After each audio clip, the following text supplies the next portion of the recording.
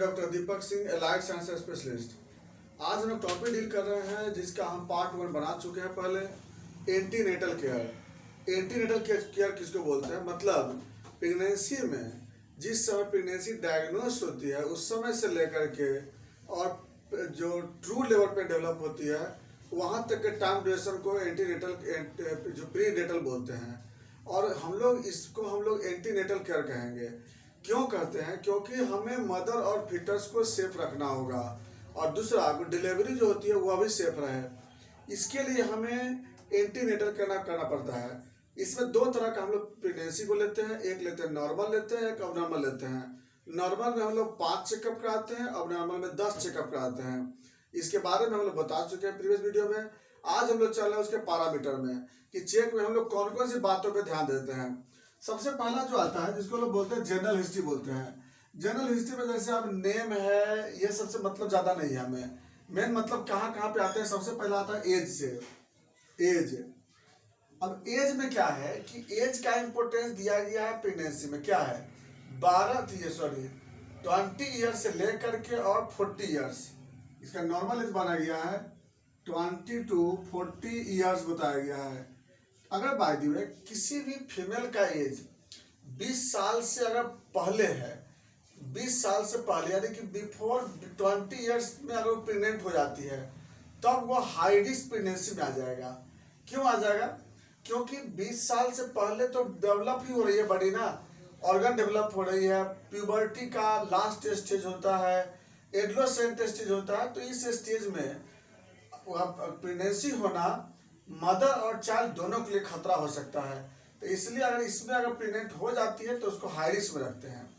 Number 2, 40 years के बाद, 40 साल के बाद अगर कोई प्रेग्नेंट होती है तो वो भी हाई रिस्क में आ जाता है। क्यों आ जाता है इसमें?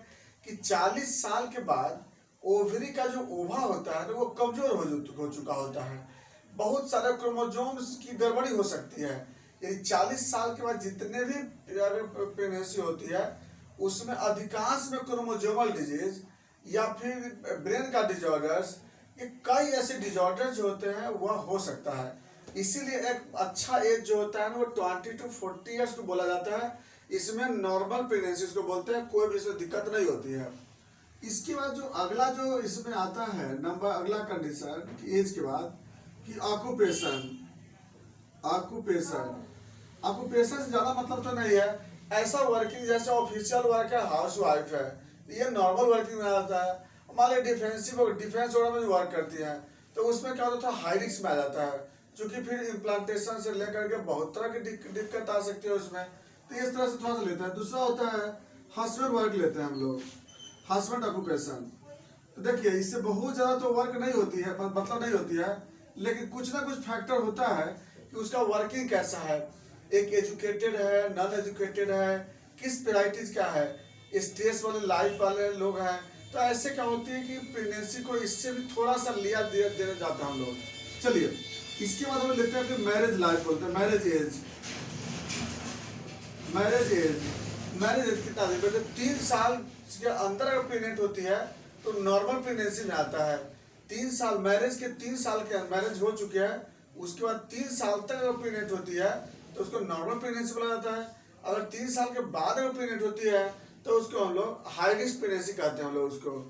इसके बाद फिर ग्रेविड की बात होती है। नंबर ऑफ ग्रेविड कितना हो चुके हैं, ग्रेविड बताते हैं आपको ना, क्योंकि कितना प्रेगनेंसी कंसीव किया है उस पर डिपेंड करता है। तो ये प्राइमरी ग्रेविडा होती है तो थोड़ा हाई रिस्क की बात लेके चलते हैं हम लोग। अगर मल्टी ग्रेविडा होती है, ग्रांड मल्टी ग्रेविडा होती है तो उसको हम लोग नॉर्मल प्रेगनेंसी लेके चलते हैं, बशर्ते कि प्रीवियस कोई दिक्कत नहीं हुआ हो। तो जनरली क्या होती है कि जनरल हिस्ट्री हम लोग इतना हम लोग ले लेते हैं हम लोग। तो अब हम लोग नेक्स्ट आते हैं मेंस्ट्रुअल हिस्ट्री में। मेंस्ट्रुअल हिस्ट्री में हम लोग चाहिए पहला कि एज ऑफ मेनार्की क्या है। एज ऑफ मेनार्की मतलब कि उसका मेनार्की किस एज में डेवलप हुआ था। अगर मेनार्की सपोज दैट, क्योंकि इसे पैरामीटर बहुत हमें इंपॉर्टेंट काम देता है।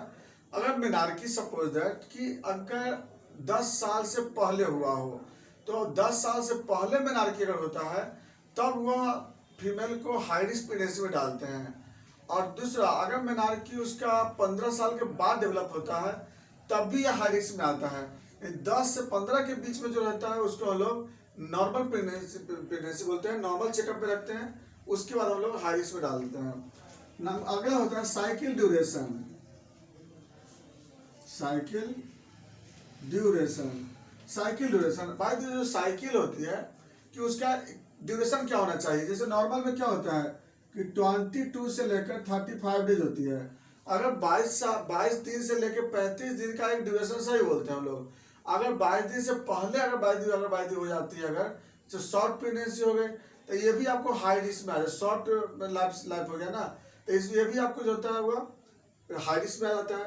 35 दिन के बाद अगर मेंस्ट्रुएशन होती है तब भी वो जो होता है हाई रिस्क में आ जाता है। लेकिन 22 और 35 दिन के बीच का अगर टाइम पीरियड होती है तो उसको नॉर्मल प्रेगनेंसी रखा जाता है। नेक्स्ट आते हैं फिर अमाउंट ऑफ ब्लीड।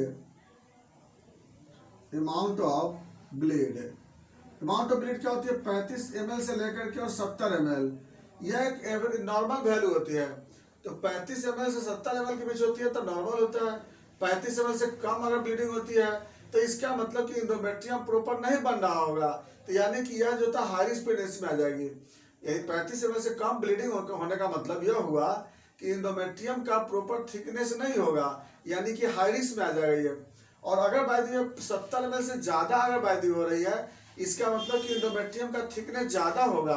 हो सकता है कि प्लासेंटल स्क्लेरोसिस हो जाएगी और आगे चल कर कि यह प्री क्लेम्सिया में कन्वर्सन हो सकती है। इसलिए कि इसमें वाले अमाउंट का भी एक बहुत बड़ा एक अंतर आता है। नेक्स्ट आते हैं फिर डिस्मेनोरिया की बात होती है। अगर कोई फीमेल को डिस्मेनोरिया 25 साल से पहले होता है या मैरिज से पहले होता है और उसके बाद अगर बायदी वो अगर प्रेग्नेंट होती है तो यह नॉर्मल कहलाता है। लेकिन अगर किसी फीमेल में 25 साल के बाद डिस्मेनोरिया हो और मैरिज के बाद डिस्मेनोरिया है तब वह हाई रिस्क प्रेगनेंसी में आ जाएगी। इसका मतलब कि वो जो मैरिज के बाद डिस्मेनोरिया है अगर बायदी हो किसी को, इसका मतलब कि इन्फेक्शन की वजह से हुआ है और वो इन्फेक्शन अगर रहेगा तो उस कंडीशन में वह एवर्सन की चांसेस हो सकती है। यह हो गया मेंस्ट्रुएशन के बारे में। इसके बाद आते हैं इसमें कंट्रासेप्टिव के बारे में भी आ जाते हैं। कंट्रासेप्टिव ड्रग्स, देखिए कंट्रासेप्टिव ड्रग्स जो होती है ये नहीं लेना चाहिए। कंट्रासेप्टिव ड्रग्स का जो इफेक्ट होता है ये ओवा पे हो जाता है, ओवा को रेसिस्ट कर देती है। ओवा के जो सरफेस होते हैं उस सरफेस पे रिसेप्टर्स को खराब कर देती है। इसीलिए क्या होता है कि अगर कंट्रासेप्टिव ड्रग्स ले चुके हैं तो अगली प्रेगनेंसी कुछ दिनों के बाद, कुछ साल तक का प्रेगनेंसी जो है वो गड़बड़ा सकता है। कंट्रासेप्टिव डिवाइस सही है, पिल्स गड़बड़ है, क्योंकि पिल्स लेने के बाद जो होती है, क्योंकि पिल्स का एक्शन कहाँ पे होता है, ओवरी पे। अब ओवरी पे क्या होता है, रिसेप्टर्स को खराब करती है। तो इसीलिए क्या होता है कि अगर कंट्रासेप्टिव पिल्स ले रहे हैं तो नेक्स्ट प्रेगनेंसी में कम से कम 2 से 3 साल गैप रखना होगा। नहीं तो अगर सडन प्रेगनेंसी अगर हो गई तो वह जो होता है हाई रिस्क प्रेगनेंसी में आ जाएगी, वह डिफिकल्टी हो सकती है। तो इस तरह से हम लोग क्या करते हैं कि मेंस्ट्रुअल हिस्ट्री को लेना चाहिए। मेंस्ट्रुअल हिस्ट्री से भी एंटीनेटल केयर का वैल्यू होता है। नेक्स्ट अब आते हैं हम लोग ऑब्स्टेट्रिक हिस्ट्री। ऑब्स्टेट्रिक में 2 हिस्ट्री होती है, एक होता है पास्ट ऑब्स्टेट्रिक हिस्ट्री और एक होता है प्रेजेंट ऑब्स्टेट्रिक हिस्ट्री। आइए पहले past obstetric history. Past obstetric history में पहले ये देखना चाहते हैं कि इससे पहले का प्रेगनेंसी कितना था, यानी कि टाइम ड्यूरेशन यानी पहला जो प्रेगनेंसी था वो कितने पहले था, वो उसका जो प्रेगनेंसी का ड्यूरेशन जो था वो कितने पहले था, यानी कि कितना पहले होना चाहिए। एक नॉर्मल डिलीवरी जब होती है, नॉर्मल डिलीवरी जब होता है उसमें 2 साल से लेकर 5 इयर्स का गैप रखते हैं। सीजेरियन डिलीवरी में 3 साल से लेकर 6 साल का गैप रखते हैं। याद रखिएगा कि जो प्रीवियस ऑब्स्टेट्रिक जो है ये पता लगाना है कि अभी जो प्रेजेंट में अभी आया है इससे पहले वो कितने पहले हुआ, कितने जो इससे पहले जो प्रेगनेंसी था वो कितने दिन पहले का था। यानी अगर नॉर्मल डिलीवरी हुई है पहले तो 2 साल से 5 साल का बैच होना चाहिए, गैप होना चाहिए। क्योंकि 2 साल से कम के बाद प्रेगनेंसी हो जाती है तो क्या होगा कि उस बच्चे पे बहुत बड़ा इफेक्ट होता है। उसका मेंटल गड़बड़ होगा, जीआईटी गड़बड़ होगा, बोन वीक होंगे, तो इसमें सबसे बड़ा मेंटल गड़बड़ ज़्यादा होती है, फिर मदर पे भी हेल्थ के डिपेंड हो जा सकती है। इसलिए 2 साल से कम इंटरवल का प्रेगनेंसी नहीं होना चाहिए। सिजेरियन डिलीवरी है 3 साल मिनिमम इंटरवल होना चाहिए। Interval of pregnancy, interval of pregnancy हमें 2 साल नॉर्मल में होना चाहिए और मैक्सिमम 5 साल। सिजेरियन में मिनिमम 3 साल, मैक्सिमम 6 साल। क्योंकि देखो शॉर्ट में ज़्यादा दिक्कत है, लॉन्ग में दिक्कत नहीं उतना, शॉर्ट में ज़्यादा दिक्कत होती है।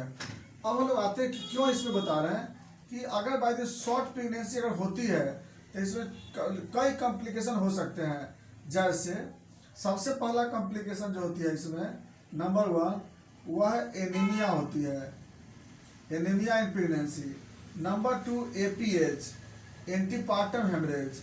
Number 3 hyperemesis gravidarum, hyperemesis gravidarum मतलब कि उल्टी बहुत हो सकता है। अगला हाइपरटेंशन, हाइपरटेंशन, हाइपरटेंशन में क्या होती है, प्रीक्लेम्सिया और इक्लेम्सिया हो सकती है। अगला जॉन्डिस और उसके बाद डायबिटीज मेलाइटस। यानी टोटल 6 कॉम्प्लिकेशन होती है। क्या क्या, anaemia, antepartum haemorrhage, hyperemesis gravidarum, preeclampsia, eclampsia, jaundice and diabetes mellitus. ये इतनी खतरनाक डिजीज हो सकती है कब, शॉर्ट इंटरवल प्रेगनेंसी में। तो इंटरवल जो है वह शॉर्ट नहीं होना चाहिए, इंटरवल ऑलवेज लंबा होना चाहिए, है ना। तो इसकी वजह से क्या हो सकते हैं, दिक्कत हो सकती है। और प्रीवियस हिस्ट्री में हम लोग ये भी कंप्लेन ले सकते हैं कि प्रीवियस ऑब्स्टेट्रिक में वोमिटिंग का कंडीशन क्या था, डिलीवरी कितने दिनों पे हुई थी, टर्म डिलीवरी था, प्री टर्म डिलीवरी था, ये भी हम लेके चलते हैं। तो प्रीवियस ऑब्स्टेट्रिक में हम लोग ये भी लेके चलते हैं कि प्रीवियस ऑब्स्टेट्रिक में इंटरवल के साथ साथ term delivery, pre term delivery, है ना, ये वर्षन कितने थे, लाइफ चाल कितने हैं, यानी उसको हम लोग बोलते हैं GTPAL स्कोर बोलते हैं। GTPAL स्कोर बताएंगे आपको हम। G से होता है gravida, number of gravida, T से होता है टर्म प्रेगनेंसी, P से होता है जो टर्म प्रेगनेंसी होती है, एक होता है प्रीवियस डिलीवरी यानी प्री टर्म डिलीवरी बोलते हैं। तो term delivery, pre term delivery, A से होता है एबॉर्शन, L से होता है लाइव बर्थ। यानी कि टोटल GTPAL स्कोर में हम लोग इससे यह पता लगा लेते हैं कि अभी जो ग्रेविडा है वह नंबर, मान लीजिए ग्रेविडा नंबर 3 है। Term pregnancy, term delivery, delivery कितने दिनों पे हुई थी, है ना। टर्म डिलीवरी मतलब किसको बोलते हैं, टर्म डिलीवरी मतलब 37 वीक से लेकर के और जो 42 वीक के बीच होती है उसको बोलते हैं, क्या बोलते हैं, टर्म डिलीवरी बोलते हैं।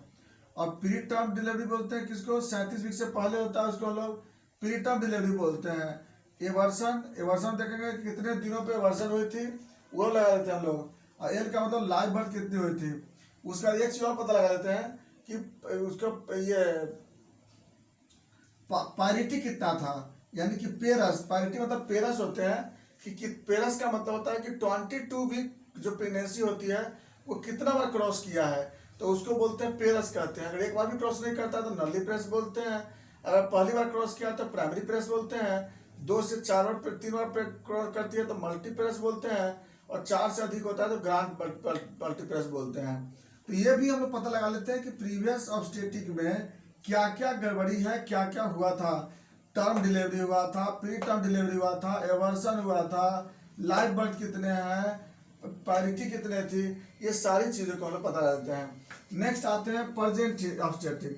प्रेजेंट ऑब्स्टेट्रिक में हम लोग क्या करते हैं, हम लोग ये पूछते हैं उसमें प्रेजेंट ऑब्स्टेट्रिक के लिए कि LMP का डेट क्या था, मेंस्ट्रुएशन का डेट क्या था, उसके बाद जो ये है अब वेजाइनल डिस्चार्ज के बारे में पूछेंगे हम लोग, किसी डिस्चार्ज है कि नहीं है। इसके बाद मॉर्निंग सिकनेस के बारे में पूछते हैं, मॉर्निंग सिकनेस कैसा है ना। तो प्रेजेंट हिस्ट्री में हम ऑब्स्टेट्रिक हम लोग ये सब के बारे में प्लस कुछ साइन देख लेते हैं हम लोग। जैसे हम बता चुके हैं आपको डायग्नोसिस ऑफ प्रेगनेंसी में ये था मेरा ANC के बारे में, ऑब्स्टेट्रिक तक का हिस्ट्री। इसके बाद की कहानी हम लोग क्या चेकअप करते हैं और आगे इसमें हम लोग फिर पास्ट हिस्ट्री लेके चलते हैं, फिर मदर का पास्ट डिजीज के लेके चलेंगे, प्रेजेंट कंडीशन लेके चलते हैं, मैटरनल हिस्ट्री, फंडल हिस्ट्री, इसके बारे में फिर चलेंगे नेक्स्ट वीडियो ANC में। थैंक्स।